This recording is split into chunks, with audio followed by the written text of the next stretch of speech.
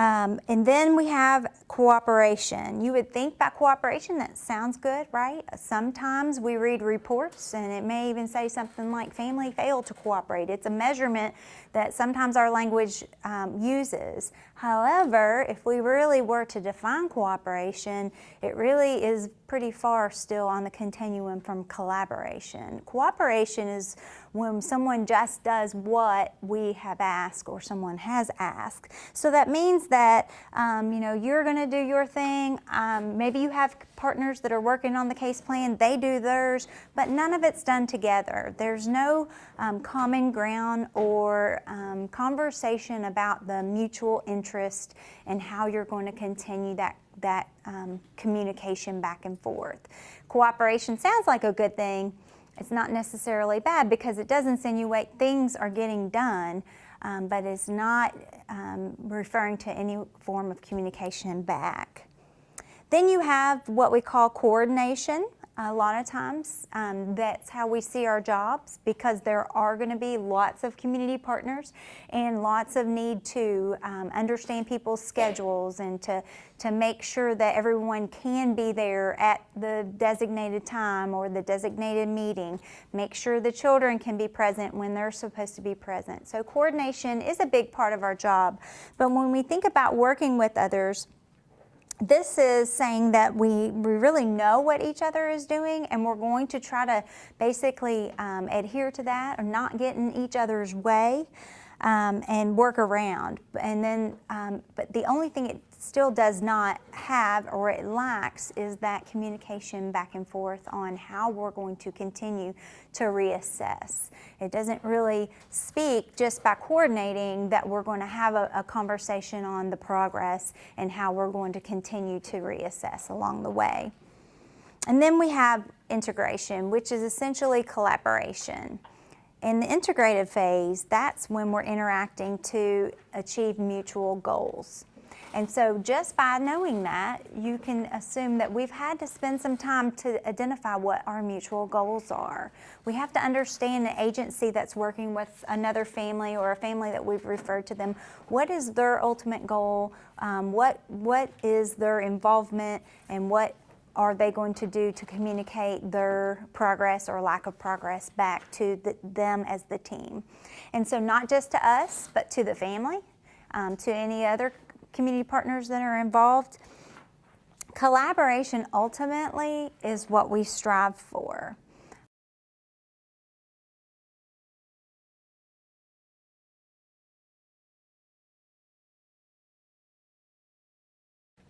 To reach collaboration, we must first develop relationships with mutual respect.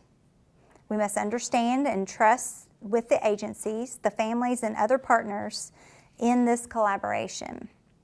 So the first one is to gain knowledge of the agency's philosophy, goals, and services. There are going to be a lot of agencies that we make referrals to, and that's number one. That's actually part of your collaborative paper that is required in this class, is that you not only know the agency and how to make that referral, but what are their values, their beliefs. Now, with knowing this and gaining this, that's not saying that we have to, in order to collaborate, that we have to understand and adapt those same goals or objectives, but we have to have an understanding of the values that drive their agency. It will help in the process to understand how many common goals we have, and if there are discrepancies, it can help in that way as well. Number two, to stay at the table and find that common goal in order to unite us. So sometimes things are uncomfortable at the beginning. Sometimes that really means sticking in with the community partners, with the family, to help the family understand if that resource and how, if so, they could be benefited from, or their family can benefit from that, as well as helping that resource understand that there are going to be things, and one of the things that come to mind is there are going to be times that we really can't report all that we know about a family because we're not allowed to, right? There are different goals. Our first goal is what? Safety, always, right? And so progress and lack of progress, we're going to define what we can communicate and what we can't. but also having that common goal, that one thing that you can agree on, that you both share. And that's with the family as well as with the community resource. The third one is to learn and acknowledge each other's boundaries. And so that's really important with certain agencies. Sometimes our involvement will suggest to them that it's an open book. It is a way to communicate information back and forth. Of course, that's hard for us sometimes. We're used to having information shared with us pretty freely.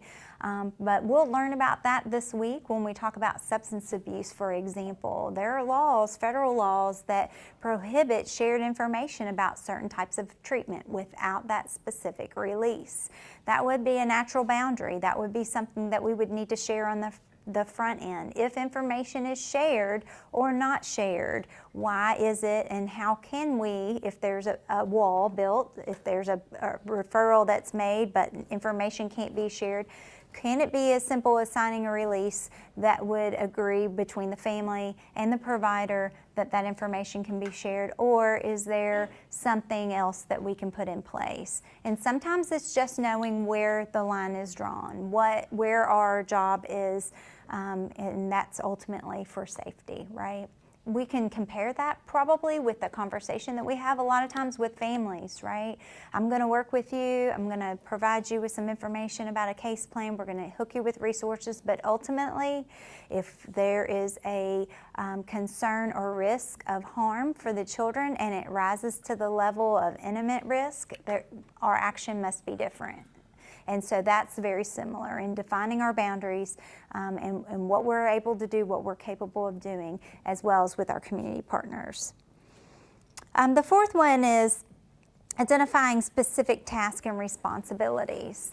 And so allowing those community partners, not just including them on the case plan. I've seen it a lot of times, and I've written it a lot of times, that we're going to make a referral to FPP, and then we might have something on there that the family will cooperate by attending and making themselves available for appointments, right? And so where that stops short of collaboration is that we have not put a task on there on what specifically that community partner will be doing with the family or for the family. And without defining that, we've stopped short of understanding what their true services are going to be about. What tasks are they going to be involved in? What specific changes do they hope to see made? How often are they going to be involved? And so with that, we need to identify those tasks and those responsibilities for each member of the team, both the family as well as any agencies or community partners that are involved. And then we want to encourage participation to be open, to be frequent, and so we want to know how that communication on progress or lack of progress is going to take place. So we could have, informal. We could have a mom or a dad that's going to attend a 12-step group. Most 12-step groups, as we've talked about, they're anonymous, right?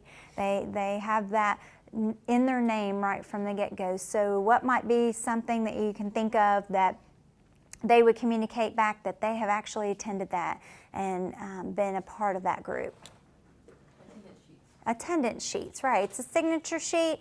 It's very informal, but it's just them communicating back to you that they have gone, that they've participated. It doesn't say what they got from it. Doesn't say what they discussed, if they discussed anything. It really doesn't even say if they were sober when they attended the meeting, does it? But it's an informal way of getting something back to know that's going on. Then it could be as formal as anyone have a child that's in maybe a private child care agency or seeing a therapist that gives formalized reports on a regular basis. Okay, so how does that come? It comes back in form of what? An email, sometimes a progress report on an email, or it might be written and mailed to you as part of the case file. It may be written and mailed not to you, not just to you, but also to maybe others that are involved, maybe the parents or maybe the foster parents, others that are going to be working in collaboration. And so there's got to be some kind of identified how we're going to get back together, how we're going to communicate, and then when we talk about that whole process of collaboration, We also talk about if it's not going to work, how are we going to communicate that, right? Who are we going to call when we have the first sign of problem, when we see that appointments aren't going to work or that resource is no longer available to the family? How are we going to also communicate that? So does that make sense? Does it sound like anything that you all have seen or been involved in so far? Yes. Give me an example. What does it sound like? Communication with the PCC. Okay, so working with private child care agencies, so they sometimes have a team, don't they? They may also have their therapist there already involved. Good. Does it sound like a family team meeting, if anybody's seen one?